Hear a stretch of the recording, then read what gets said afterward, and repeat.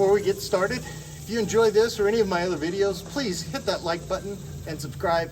Leave your comments in the section below and I'll do my best to reply to everybody.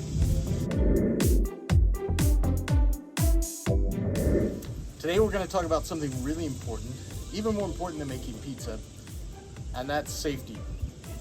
A few weeks ago, as I was making pizza, I could have almost been killed. I want to talk about what happened and why I'm sitting down. If you've seen some of my older videos, you'll notice something different about the oven now. And that is I built a stand just using some spare parts that I had in the garage underneath the oven to stack the wood in. I did have my wood stacked right there under this table. I kept it away from the home so that I wouldn't attract termites into it and have them get into the walls. I kept it far from there, but it was stacked up under the legs of this table. A couple of water moccasins made their way into the wood pile and they formed a nest. One was a male, another one was a female who was very, very pregnant. The neighborhood is surrounded by water. It's on a peninsula. We got a lot of heavy rain and the level of the water rose in the lake and the water moccasin habitat was lost because they nest on the shore.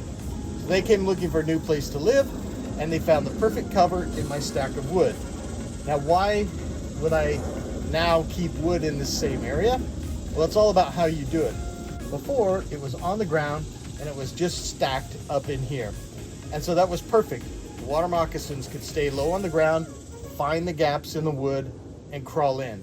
They're not likely to crawl in the top of a bucket here.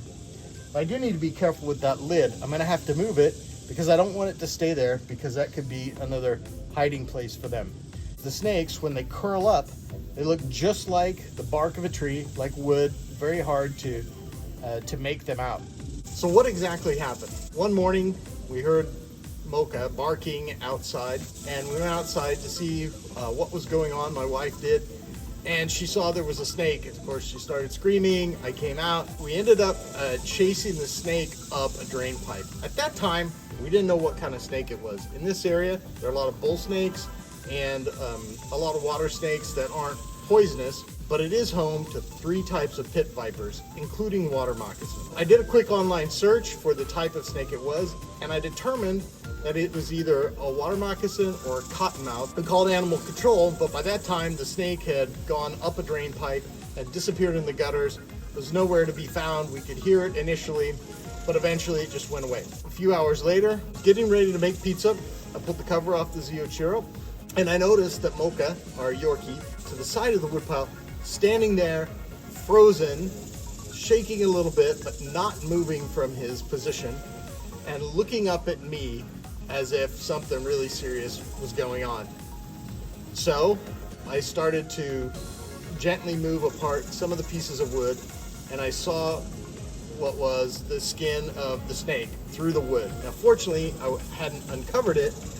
We were able to get the dog away from the snake quickly.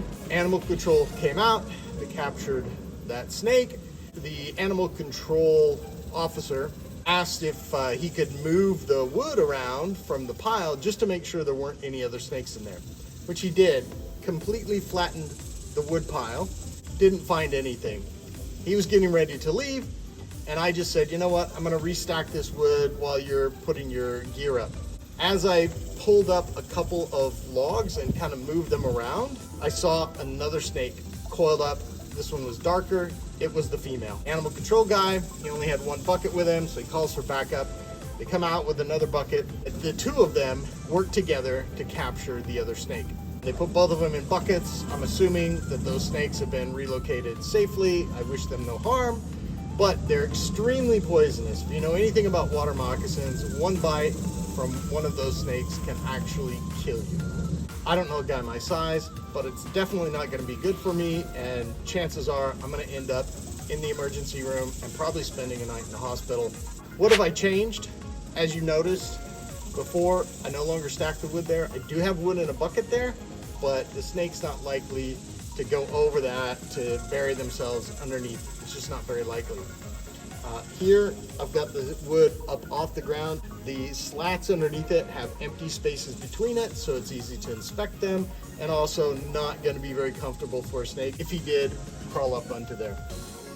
This was really easy to do with the Zio Ciro stand. You can see that with just a few wood slats, some zip ties, and a couple of sidebars, I was good to go. So the lesson is this: be careful where you stack your wood, especially if you're in a place like Texas, where we have a lot of snakes, and where you've had some weather that may be driving them out of their natural habitat. I hope you liked that video. If you did, please subscribe and hit that like button. It means a lot to me, kind of keeps me going. And don't forget to put your comments below. Thanks very much.